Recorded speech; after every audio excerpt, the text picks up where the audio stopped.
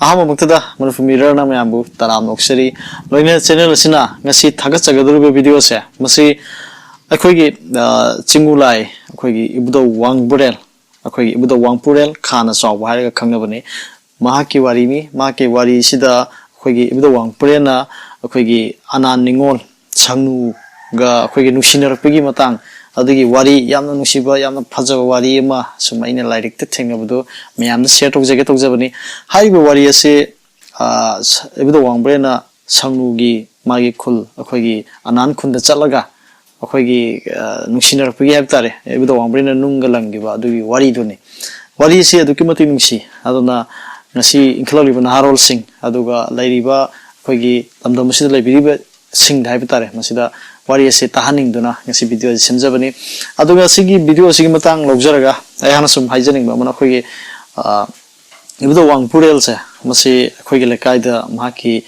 ꯀꯩꯅꯣ ꯑꯃꯁꯨ ꯂꯩ ꯈꯨꯕꯝ ꯑꯃꯁꯨ ꯂꯩ ꯑꯪꯀꯥꯝꯄꯥꯠꯇ ꯂꯩꯕꯅꯤ ꯏꯕꯨꯙꯧ ꯋꯥꯡꯄꯨꯔꯦꯜ ꯈꯥꯅ ꯆꯥꯎꯕ ꯁꯪꯂꯦꯟ ꯑꯃ ꯂꯩ ꯍꯥꯏꯔꯤꯕ ꯏꯕꯨꯙꯧ ꯋꯥꯡꯄꯨꯔꯦꯜꯒꯤ ꯑꯩꯈꯣꯏꯒꯤ ꯑꯪꯀꯥꯝꯄꯥꯠꯇ ꯂꯩꯔꯤꯕꯁꯦ ꯃꯁꯤꯗ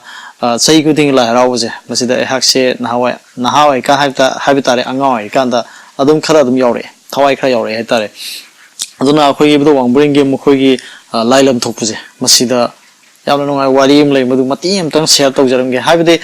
ꯑꯩꯈꯣꯏꯒꯤ ꯍꯧꯖꯤꯛ ꯇꯧꯔꯤꯁꯦ ꯏꯕꯨꯙꯧ ꯋꯥꯡꯕꯨꯔꯦꯜ ꯈꯥꯅ ꯆꯥꯎꯕꯁꯦ ꯑꯩꯈꯣꯏꯅ ꯇꯧꯔꯤꯁꯦ ꯂꯥꯏ ꯂꯝ ꯊꯣꯛꯄꯁꯤꯗ ꯗꯣꯂꯥꯏ ꯄꯨꯕꯁꯦ ꯃꯁꯤ ꯌꯥꯝꯅ ꯂꯨꯝꯅ ꯂꯧꯅꯩꯌꯦꯕ ꯑꯗꯨꯅ ꯗꯣꯂꯥꯏ ꯄꯨꯕꯒꯤ ꯃꯇꯥꯡꯁꯤꯗ ꯑꯩꯈꯣꯏꯁꯦ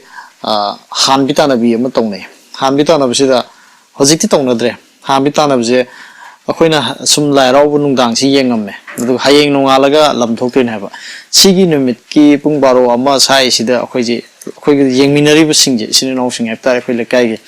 ꯁꯤꯡꯁꯤꯒ ꯁꯨꯝ ꯂꯩꯃꯤꯟꯅꯔꯝꯕꯗꯒꯤ ꯍꯌꯦꯡꯗꯤ ꯂꯥꯏ ꯄꯨꯕ ꯌꯥꯎꯁꯤ ꯂꯥꯏ ꯃꯈꯣꯡ ꯐꯨꯛꯁꯤ ꯁꯤꯅꯦꯕ ꯗꯣꯂꯥꯏ ꯐꯨꯛꯁꯦꯅ ꯑꯗꯨꯅ ꯑꯩꯈꯣꯏꯁꯦ ꯉꯥꯏꯍꯥꯛꯇꯪꯗꯨꯗ ꯑꯗꯨꯗꯤ ꯇꯧꯔꯁꯤ ꯈꯣꯠꯂꯁꯦꯅ ꯇꯧꯔꯒ ꯑꯍꯥꯟꯕ ꯇꯥꯟꯅꯕꯅꯤꯅ ꯑꯗꯨꯗꯤ ꯉꯟꯗꯕ ꯌꯥꯗꯦꯅ ꯇꯧꯅꯔꯦ ꯑꯗꯨꯒ ꯄꯨꯡꯗꯣ 12 ꯍꯦꯜꯂꯛꯄ ꯇꯥꯏꯃꯤꯡꯗꯨꯗ ꯃꯁꯤꯗꯤ ꯍꯧꯖꯤꯛ ꯍꯦꯛꯇ ꯏꯔꯨꯖꯊꯣꯛꯑꯒ ꯍꯧꯖꯤꯛꯇ ꯂꯥꯛꯑꯁꯤ ꯁꯤꯅꯦꯕ ꯇꯧꯅꯩꯁꯤꯒ ꯑꯗꯨꯗ ꯑꯩꯈꯣꯏꯁꯦ ꯅꯨꯡꯗꯥꯡꯁꯦ ꯌꯨꯝꯗ ꯆꯠꯂꯦ ꯑꯗꯨꯒ ꯆꯥꯛ ꯅꯨꯡ ꯆꯥꯊꯣꯛꯅꯔꯒ 12 ꯇꯥꯔꯛꯄ ꯁꯥꯏ ꯅꯨꯡꯗꯥꯡ ꯑꯊꯦꯡꯕꯁꯦ ꯁꯤꯒꯤ ꯇꯥꯏꯃꯤꯡꯁꯤꯗ ꯑꯩꯈꯣꯏꯁꯦ ꯌꯨꯝ ꯑꯃꯗ ꯏꯃꯥꯟꯅꯕ ꯑꯃꯒꯤ ꯌꯨꯝ ꯑꯃꯗꯀꯣ ꯑꯩꯈꯣꯏꯁꯦ ꯄꯨꯂꯞ ꯄꯨꯜꯂꯒ ꯐꯤꯔꯣꯟꯗꯤ ꯍꯥꯟꯅ ꯂꯣꯏ ꯋꯥꯏꯔꯕꯅꯤ ꯍꯌꯦꯡ ꯂꯝ ꯊꯣꯛꯇꯣꯏꯅꯦꯅ ꯑꯗꯨꯗ ꯅꯤꯡꯉꯝ ꯁꯟꯖꯤꯕ ꯀꯩ ꯑꯣꯏꯁꯦ ꯑꯗꯨꯗ ꯑꯩꯈꯣꯏ ꯃꯌꯥꯝꯁꯦ ꯅꯨꯡꯗꯥꯡꯁꯤꯗ ꯑꯗꯨꯝ ꯄꯨꯈ꯭ꯔꯤꯁꯤꯗ ꯄꯨꯡ 12ꯁꯦ ꯅꯨꯡꯗꯥꯡ ꯑꯊꯦꯡꯕꯅꯤꯀꯣ ꯁꯤꯒꯤ ꯋꯥꯔꯤꯁꯦ ꯑꯩꯅ ꯁꯨꯝ ꯃꯌꯥꯝꯗ ꯍꯥꯏꯖꯅꯤꯡꯕ ꯍꯥꯏꯕ ꯇꯥꯔꯦ ꯑꯩꯈꯣꯏꯅ ꯀꯌꯥꯃꯨꯛ ꯊꯋꯥꯏ ꯌꯥꯎꯖꯔꯛꯀꯦꯗꯣ ꯑꯗꯨꯅ ꯅꯨꯡꯗꯥꯡꯁꯤꯗ ꯑꯩꯈꯣꯏꯁꯦ ꯄꯨꯈ꯭ꯔꯤꯁꯤꯗ ꯄꯨꯂꯞ ꯆꯣꯡꯊꯔꯒ ꯂꯨꯊꯣꯛꯑꯒ ꯅꯪꯉꯔꯣꯏ ꯍꯥꯏꯕꯒꯤ ꯋꯥꯈꯟꯗ ꯃꯤꯅ ꯍꯥꯟꯈꯤꯕ ꯇꯥꯔꯤ ꯀꯥꯏꯅ ꯅꯨꯡꯗꯥꯡ ꯑꯊꯦꯡꯕꯗꯨꯗꯅꯤꯀꯣ ꯑꯗꯨꯃꯥꯏꯅ ꯇꯧꯔꯒ ꯐꯤꯔꯣꯟꯁꯦ ꯁꯦꯠꯆꯜꯂꯦ ꯑꯗꯨꯒ ꯂꯥꯏꯕꯨꯡ ꯇꯥꯅ ꯆꯦꯜꯂꯛꯄꯅꯦꯕ ꯇꯞꯅꯒ ꯂꯥꯛꯇꯦ ꯆꯦꯜꯂꯦꯕ ꯍꯥꯏꯗꯤ ꯃꯤꯅꯒ ꯍꯥꯟꯈꯤꯕ ꯇꯥꯏꯒ ꯍꯥꯏꯕꯒꯤ ꯃꯑꯣꯡꯗ ꯖꯔ ꯆꯦꯜꯂꯒ ꯂꯥꯏꯕꯨꯡ ꯌꯧꯔꯦ ꯃꯤ ꯀꯅꯥꯝ ꯂꯩꯔꯝꯗ꯭ꯔꯦ ꯄꯨꯡ 1 ꯅꯨꯡꯗꯥꯡ ꯑꯊꯦꯡꯕꯅꯦ 1 ꯍꯥꯏꯁꯦ ꯁꯥꯏꯁꯤꯗ ꯌꯧꯔꯦ ꯑꯗꯨꯒ ꯀꯅꯥꯝ ꯂꯩꯔꯝꯗ꯭ꯔꯦ ꯁꯤ ꯅꯥꯜꯂꯝꯃꯦ ꯑꯗꯣ ꯑꯩꯈꯣꯏꯒꯤ ꯂꯥꯏꯒꯤ ꯃꯣꯏꯒꯤ ꯀꯃꯤꯇꯤ ꯍꯥꯏꯕ ꯇꯥꯔꯦ ꯍꯔꯥꯎ ꯀꯃꯤꯇꯤ ꯍꯥꯏꯕ ꯇꯥꯔꯦ ꯃꯣꯏꯒꯤ ꯇꯣꯉꯥꯟꯅꯕꯨꯗꯤ ꯂꯩꯕ ꯃꯣꯏ ꯇꯨꯝꯃꯒ ꯂꯩꯌꯦꯕ ꯑꯗꯣ ꯑꯩꯈꯣꯏꯅ ꯍꯧꯖꯤꯛꯀꯤ ꯂꯥꯏꯕꯨꯡꯁꯤ ꯆꯪꯉꯛꯑꯒ ꯑꯩꯈꯣꯏ ꯅꯤꯡꯉꯝ ꯁꯟꯖꯨ ꯀꯣꯛꯁꯤ ꯂꯣꯏ ꯎꯞꯄꯤꯅꯤ ꯑꯗꯣ ꯃꯊꯛꯁꯤꯗ ꯋꯥꯍꯣꯡ ꯃꯇꯨꯒ ꯊꯦꯠꯂꯨꯗꯨꯅꯦꯕ ꯑꯗꯣ ꯑꯩꯈꯣꯏ ꯃꯔꯤꯁꯦ ꯂꯥꯛꯑꯦ ꯃꯔꯤꯁꯦ ꯃꯈꯣꯡ ꯐꯨꯛꯀꯗꯕ ꯃꯔꯤꯁꯤꯅ ꯅꯨꯡꯗꯥꯡ ꯄꯨꯡ 1 ꯑꯁꯤꯒꯤ ꯑꯊꯦꯡꯕꯁꯦ ꯁꯤꯗ ꯑꯩꯈꯣꯏꯁꯦ ꯂꯥꯏꯕꯨꯡꯁꯦ ꯆꯪꯉꯒ ꯀꯣꯛꯀ ꯈꯣꯏꯔꯝꯃꯒ ꯐꯖꯅ ꯈꯣꯏꯔꯝꯃꯦ ꯍꯥꯏꯇꯥꯔꯦ ꯑꯍꯥꯟꯕꯒꯤ ꯑꯗꯨꯒꯤ ꯇꯥꯏꯃꯤꯡꯗꯨꯗ ꯃꯣꯏꯒꯤ ꯂꯥꯏ ꯍꯔꯥꯎ ꯀꯃꯤꯇꯤ ꯀꯥꯡꯕꯨꯁꯤꯅ ꯎꯕꯖꯥꯠꯅꯦ ꯍꯥꯏꯗꯤ ꯈꯤꯇꯪꯗꯤ ꯂꯥꯞꯅ ꯑꯣꯏꯕ ꯃꯣꯏꯅ ꯎꯕꯁꯦ ꯃꯣꯏꯁꯦ ꯀꯤꯔꯕ ꯍꯥꯏꯗꯤ ꯀꯩꯅꯣ ꯇꯧꯔꯤꯁꯤꯕꯣ ꯃꯣꯏ ꯄꯥꯈꯠꯈ꯭ꯔꯦꯕ ꯅꯨꯡꯗꯥꯡ ꯄꯨꯡ 1 ꯁ꯭ꯋꯥꯏꯁꯤꯗ ꯅꯤꯡꯉꯝ ꯁꯟꯖꯨ ꯎꯞꯄ 4 ꯂꯥꯛꯑꯒ ꯈꯣꯏꯔꯝꯃꯦꯅ ꯃꯣꯏ ꯇꯨꯃꯤꯟ ꯋꯥꯔꯤ ꯁꯥꯟꯅꯔꯒ ꯌꯦꯡꯉ ꯂꯩꯔꯖꯥꯠꯅꯦ ꯑꯗ ꯑꯩꯈꯣꯏꯁꯦ ꯑꯗꯨꯃꯥꯏꯅ ꯇꯧꯔꯒ ꯐꯝꯃꯤ ꯀꯅꯥꯝ ꯂꯩꯇꯦ ꯈꯣꯠꯇꯦ ꯑꯩꯈꯣꯏꯅ ꯍꯥꯜꯂꯦ ꯀꯥꯏꯅ ꯍꯔꯥꯎꯗꯅ ꯑꯩꯈꯣꯏꯁꯦ ꯃꯐꯝ ꯑꯃ ꯇꯦꯕꯜꯗ ꯀꯩꯗ ꯂꯩꯔꯒ ꯁꯨꯝ ꯐꯝꯃ ꯂꯩꯌꯦꯕ ꯉꯥꯏꯍꯥꯛ ꯂꯩꯔꯒ ꯀꯃꯤꯇꯤ ꯃꯤ ꯆꯪꯉꯛꯑꯦ ꯑꯩꯈꯣꯏꯗꯤ ꯄꯥꯈꯠꯂꯨꯔꯕꯅꯤ ꯅꯣꯏ ꯃꯁꯛ ꯈꯪꯕ ꯌꯥꯎꯔꯛꯄꯗꯒꯤ ꯊꯣꯛꯂꯛꯏꯅꯤ ꯈꯣꯠꯂꯤꯅꯤ ꯅꯣꯏ ꯁꯨꯃꯥꯏꯅ ꯇꯥꯏꯃꯤꯡꯁꯤꯗꯕꯨ ꯇꯧꯋꯦ ꯑꯗꯣ ꯑꯩꯈꯣꯏꯗꯤ ꯅꯪꯉꯔꯣꯏꯅ ꯁꯨꯃꯥꯏꯅ ꯇꯧꯕꯅꯤ ꯍꯥꯏꯕꯗꯒꯤ ꯑꯗꯨ ꯅꯨꯃꯤꯠꯇꯣ ꯑꯗꯨꯃꯥꯏꯅ ꯇꯧꯔꯒ ꯅꯣꯡꯉꯥꯟꯕꯁꯦ ꯀꯥꯡ ꯃꯔꯛꯇꯨꯗ ꯍꯥꯏꯐꯦꯠ ꯎꯏꯔꯒ ꯅꯣꯡꯉꯥꯟꯈꯤꯕ ꯑꯗꯨꯒ ꯅꯣꯡꯉꯥꯜꯂꯒ ꯑꯩꯈꯣꯏꯅ ꯃꯈꯣꯡꯁꯦ ꯄꯨꯏ ꯑꯗꯨꯃꯥꯏꯅ ꯇꯧꯗꯅ ꯑꯗꯨꯒꯤ ꯆꯍꯤꯗꯨꯗꯤ ꯌꯥꯎꯔꯛꯄꯗꯨꯅ ꯆꯍꯤ 3 ꯊꯪꯅꯅ ꯑꯩꯍꯥꯛꯇꯤ ꯑꯗꯨꯝ ꯌꯥꯎꯈꯤ ꯐꯩ ꯍꯥꯏꯗꯅ ꯑꯍꯜ ꯂꯃꯟ ꯍꯥꯏꯕꯤꯕꯗꯒꯤ ꯆꯍꯤ 3ꯁꯦ ꯊꯪꯅꯅ ꯑꯗꯨꯝ ꯐꯨꯛꯑꯒ ꯑꯗꯨꯃꯥꯏꯅ ꯌꯥꯎꯈꯤ ꯏꯕꯨꯙꯧ ꯋꯥꯡꯕꯨꯔꯦꯜ ꯈꯥꯅ ꯆꯥꯎꯕ ꯑꯪꯀꯥꯝꯄꯥꯠꯇ ꯂꯩꯕ ꯃꯥꯒꯤ ꯂꯥꯏ ꯂꯝ ꯊꯣꯛꯄꯁꯦ ꯀꯨꯏꯔꯦ ꯋꯥꯔꯤꯁꯦ ꯑꯗꯣ ꯁꯨꯃꯥꯏꯅ ꯇꯧꯈꯤ ꯑꯗꯣ ꯍꯥꯏꯔꯤꯕ ꯑꯩꯈꯣꯏ ꯏꯕꯨꯙꯧ ꯈꯨꯕꯝꯁꯦ ꯑꯪꯀꯥꯝꯄꯥꯠꯇ ꯑꯃ ꯂꯩ ꯑꯗꯣ ꯍꯧꯖꯤꯛꯀꯤ ꯏꯕꯨꯙꯧꯒꯤ ꯑꯁꯦꯡꯕ ꯈꯨꯕꯝ ꯍꯥꯏꯔꯒꯗꯤ ꯁꯨꯒꯨꯅꯨꯗ ꯂꯩꯔꯤꯕ ꯑꯩꯈꯣꯏꯒꯤ ꯏꯕꯨꯙꯧ ꯋꯥꯡꯕꯨꯔꯦꯜꯒꯤ ꯈꯨꯕꯝꯁꯦ masina aseng bane haidana adum haibi akhang hai singna adu ngasi haina lokhotchariba asiju hairiba ibdo wangbrenga mari leinaba mahake mahangna anan ningol sangnuje kamaina lawakhiba habigi wari adu mayam share tawjabani video se meng tabibu gidamakta mayambu haninga laitan thaga pungdoksari loinana video se mayam sudum yengbiri aduga subscribe su mayam tawbiri like su mayam tawbi aduga ahan hygienic bama sum marak thalaga hygienic bada aha ki video se mayam nung si biduna akhoi social media facebook ta adugum bada thagat paje sum thengne adu thengnari bisida ahan sum hygienic bidi thagat pa kaisi kwaide adugu thagat pi bita aragasu aha ki source aduga link je happy wajabani aduga happy ram daba aduga tongamba ps haibidi thagapa yabagi niyom sikha de adum lai habitare habidi facebook ta su jikse page se hangaga page da magi subscribers 10000 ga yawga de video thagapa khokapa da advertisement thopune aduga magi earning phang habitare aduna ayam hygienic bidi video se lokthabirga adugumba channel adugumba page habitare facebook ke adugumba dadi thagat pidana ba adum haijage habidi aduna earning gi type ta adumaina chat khragadi aduna hena farak tai habitare adumati tawanginde aduga chomne gilana miyo mana sum mana nusi jabadi pamjabadi hari wari se phajai me am khanganing habigi mongda thagalam haida personal profile amdagi adubudi kaishu hangna adubudi I lojade aduga tabutabu source aduga link di happy budi copy gano aduga video da khogi ai hana simjariba video je loktharaga mo edit tawsalaga amu thagat pudi madudi topi gano haidana haijage me amda aduga tasino magi page ta thaga paje yaring makhaidi thagat tabno phai abdi ayak ki video smak natraso atop atop me am thaga na budum yawe ado hairib sima pu singina pawje phongna dabadi mai tawoi taragadi ma pu sina strike thaba yai habidi report tawbu yai facebook ta sudum yabani adu maina ahum marirak tawsalagadi page to sudum mangi doini habidi facebook mu thatkini adu mu kya laibini aduna mingon degi video ma lawragadi mi du da hana hangba ma sangi haidana me da thamjage adu ngasi gi video se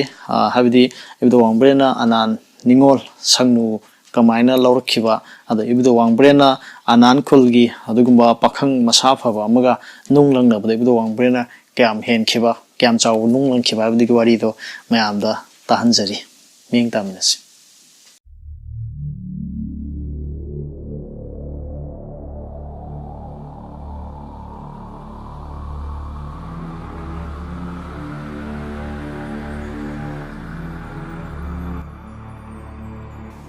Ibdo mahakti isingi lai oiba maramna turel singda pat singda amadi pukri singda lai mahakpu sawallabdi mahakna laman khumdana khak tokti adugumba sathiraba mitegi lai aduna nongmadi pakhang amagi saglon lauraga anan khulengi sanabungda khulgi sanaba masana sing adubu yengba laklami mahakpu minau ama oina uba maramna khunja singna mahakpu kanano haina hangnarakhi mahakna mahakpu lamlanba pakhang amani haina masak taklaba matungda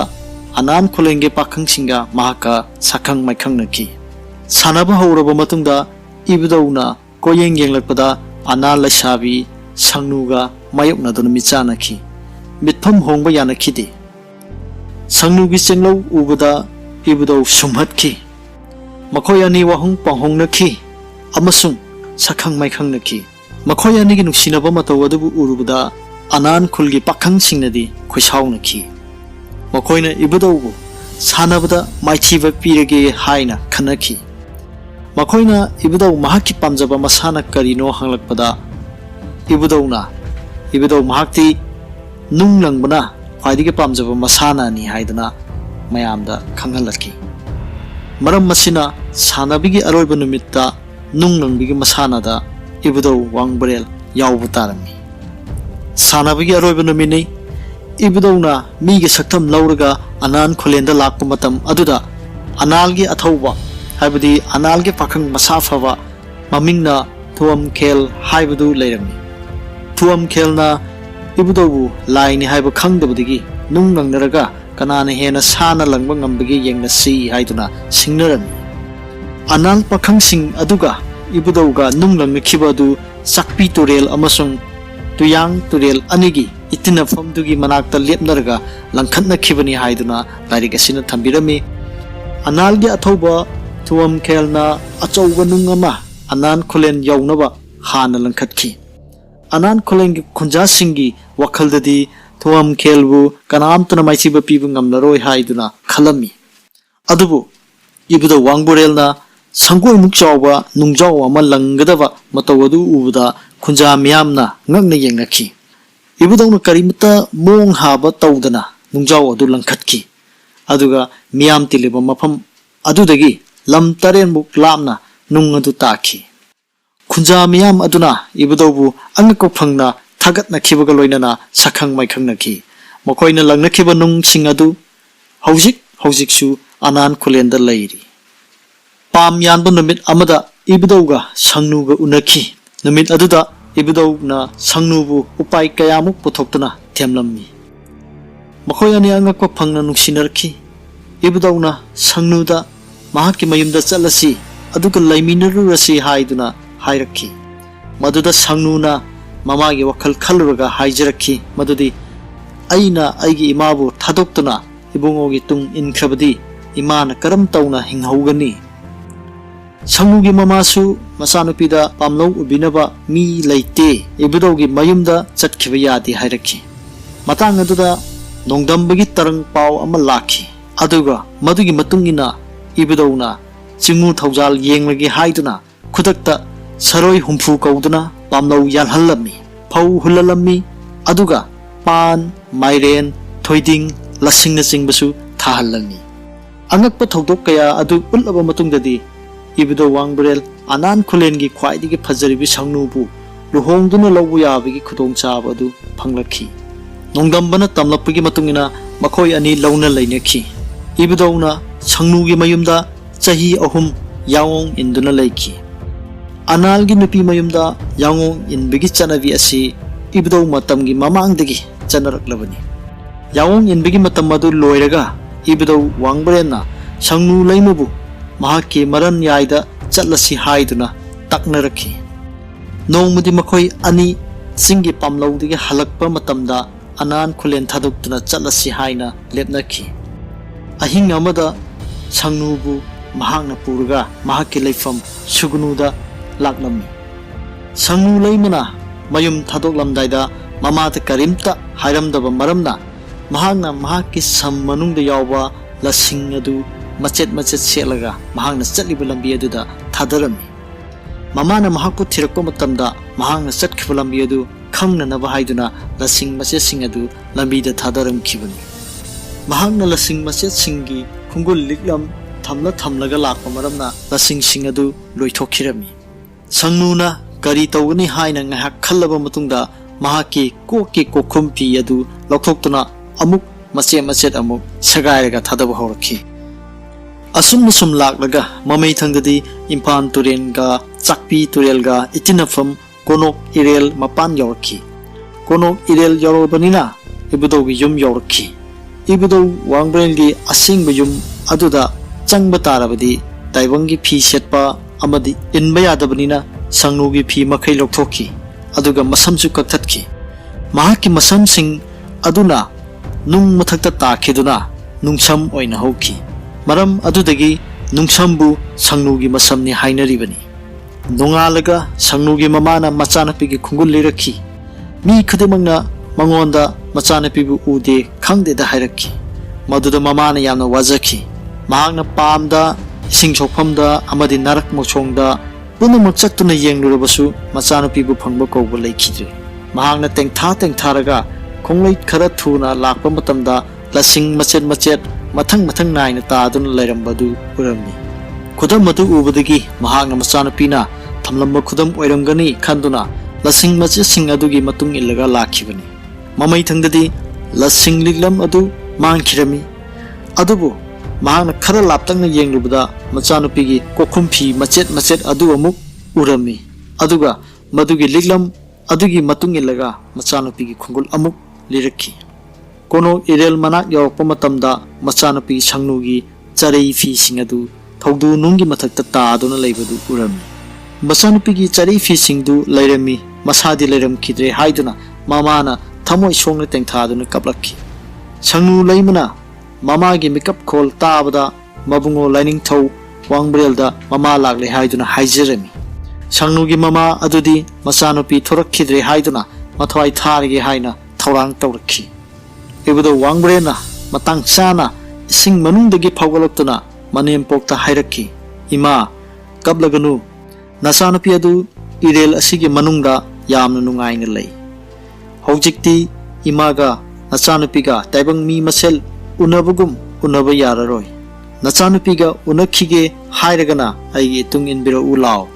machanupi unanambigi michakna khangba ngamdraduna sangnugi mamana ibudo Wangbrelngi matung ilakhi ibudo Wangbrelna laigi sakti puthokuna manebokpu ising manungda lambi phalaga kodong thiba amatta lahendaba makai machanupigi manakta purakhi manempokna erolungda sana konung sanagi yum aduga sanagi phampham singba mayam ama ubada yamna ngaklamni ibudo Wangbrelna mahaki sanagi yum aduda manempokpu taram taramna oklamni machanupina ibudo Wangbrel laigi laima ama oina lairamba aduda mathwai wajarubi mamana yamna haraujrakhi ibudo Wangbrelna sangnugi mangkat oina wagi utong ama manempokta piraga hairai aine imada utong ama piribisini kari amutta wabiganu imanu utong asi puraga imagi khunda hankhro imagi khunda yauraga pannama ningthina sabiro pannadugi manungda changnaga utong asi hangdokpiu utong asidagi thorakpa sasing aduga imana apamba potsinga onaraga nungaina cha thaktuna lebiyo ima maduna nachanupigi mamalni mamai thangdadi manempokna machanupibu phi amatadi piningi hairakhi maduda ibudo Wangbrelna phi adudi sugnugi Wangbrel lai harawa matamda katpiyu haiduna manempokta haijakhi madugi matungda ibudo Wangbrelgi manempokna utong adu puraga mayumda halakhi tawgunu haibadu tawningba yenganu haibadu yeningba miyoibigi hauna sani sangnugi mamana mayumlomda halakpa matamda lamkhangda utong adu yengingman khiduna hangdoklubada uchek ama haibadi lamyen ama hana paithoraki adudagide mahana utong adugi makum amuk khumjilaga mayumlomda amuk lakhi adubu khara amuk chalaga mahana utong adu mathang hangdoklubada lamo lamhui lamsan singba lamcha makhal kaya thoraktuna chingsingda lamcha sing oina madom lainaki manipongna amuk hanna ibudo Wangbrelngi manakta tana laktuna hiyai utong adu mangkhre anau ama pibiu haiduna nirakhi machanupi sangnu amasung mayanupa ibudo Wangbrelna hiyai yawbo utong amamuk sandang taraga loinana mangonda piraga hairakhi ima handamukti utong asi lamkhangda makum hangdokpiruba yade yum yobiro aduga yumyaida leplaga utong asigi makum hangdokpiyu ibudo Wangbrelna hairapagi matungina manempokna utong adu yumyaida hangdoktuna utong adudagi yumda yokadaba sasing adu thorakhi haiduna larik asida panbirami madudagidi anal singna sasingbu yumda yoknakhi anan khulen haiba khulladu ibudo Wangbrelna piba hiyagi mapana awat apa leitaba khullama oikhibani hainei madugi matungda sangnu laimagi mamana ibudo Wangbrel lai harawa matamda machanupi sangnugi mapi marol katpa hokhi madudagisu misingna machaningon sing luhongbada awon pot pinakhi haineri sugnugi laisangda ibudo Wangbrel lai harawa khudingi anan khulengi miyoi singna thainigi anan nupigi fanek aduga thoidinggumba mahi marong sing kadarami mitei singna ibudo Wangbrel lai harawbada anal singi phambam nthina pinarakhi anan singna kalakpa pot sing yawdrabadi ibudo Wangbrel lai harawbagi thorom adu mapung phaba oinakhide hojik anan khulenda mitei ge lai ibudo Wangbrel ge laisang ama lai laining chau ibudo Wangbrel amasung sangnu laima anibu mafam aduda latnari hairiba laisang aduda nungdum ani khaklai khara chawbo nungdum aduna ibudo Wangbrel gi mahut oi aduga khara pikpa nungdum aduna sangnu gi mahut oi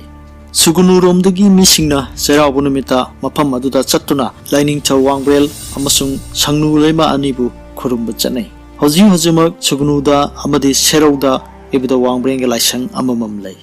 sangnu laimabu laining chau Wangbrel gi maran yaida purakhiba sei amagi matungda ibungo mahakna anan khulenda amuk satki aduga mafam aduda mahaki mahut chinba oina ꯅꯨꯡꯖꯥꯎ ꯑꯃ ꯊꯝꯂꯝꯈꯤ ꯃꯗꯨꯒꯤ ꯅꯨꯡꯖꯥꯎ ꯑꯗꯨ ꯍꯧꯖꯤꯛ ꯐꯥꯎꯕ ꯑꯅꯥꯟ ꯈꯨꯂꯦꯟꯗ ꯂꯩꯔꯤ ꯅꯨꯡꯖꯥꯎ ꯑꯗꯨꯅ ꯑꯅꯥꯟ ꯈꯨꯂꯦꯟꯒꯤ ꯃꯤꯁꯤꯡꯅ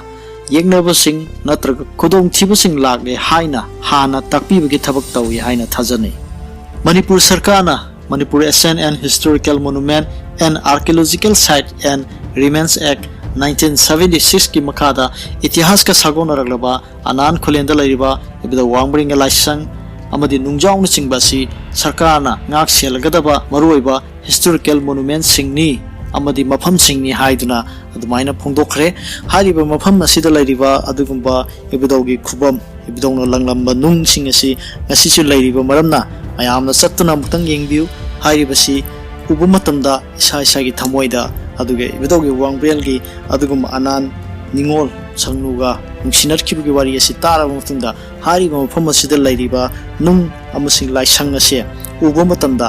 isada kai phawgadagi habadu mayamsu khanbiyo hariba ngasi channel asina thamjari basi lairik amadagi thengajaba duga ibidawbu yamna luna khanjaduna ngasi gi video senjabani hariba video asida asoiba aranba thengnabiba yauragadi mayamna ngakpigani haidana haijari nunena video asibu hawbudagi loibu phawba miyeng tabiribu khudumapu channel asina hainingai leitana thagatpa phungdoksari kanglaipa imana yaifare